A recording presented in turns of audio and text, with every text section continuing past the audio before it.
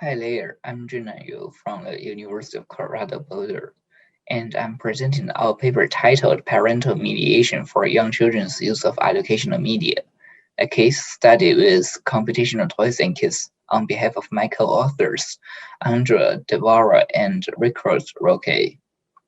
Young people today consume lots of media like video games and the internet, which can bring some benefits and also pose certain challenges. Parents perform various strategies to maximize the benefits and minimize the negative impact of media use, which are framed as parental mediation theory. This theory includes restrictive mediation, active mediation, and co-using or co-viewing.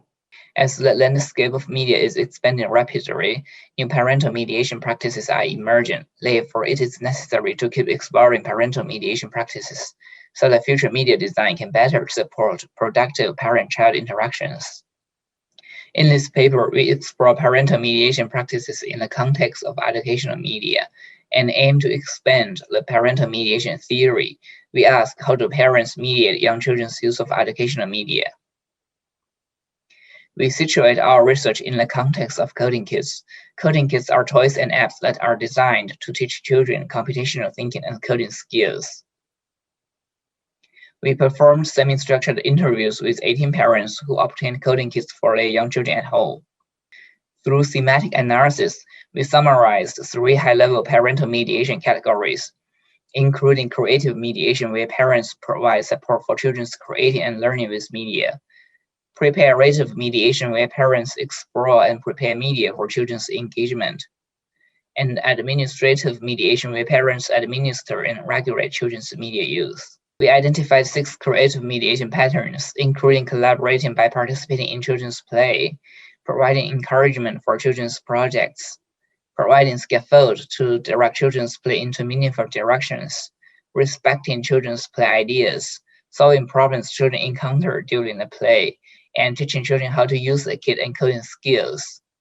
Preparative mediation includes exploring media and setting up media, such as investigating new media that can benefit children educationally and setting up devices for children. In administrative mediation, parents control children's media access, especially with screen-based coding kits, setting rules for children's interaction with coding kits, and keeping an eye on children's play.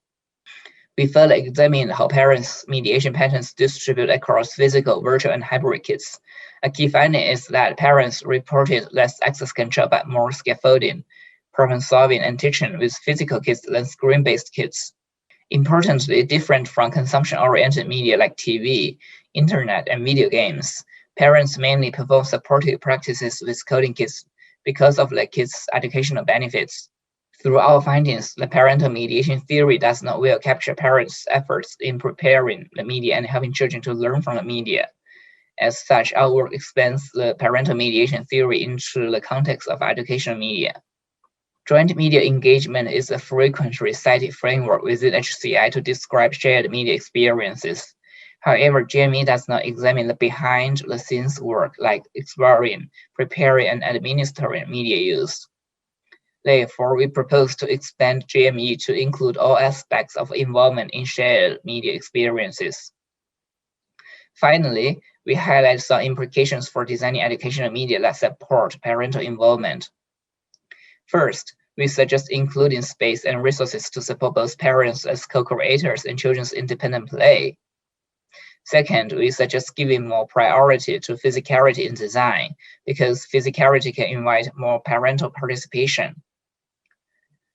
Third, we suggest including approaches that better support parents as audiences, like commenting on children's projects and providing encouragement in person and remotely.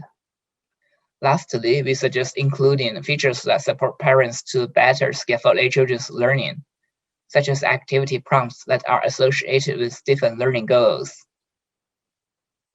This is a brief overview of our paper.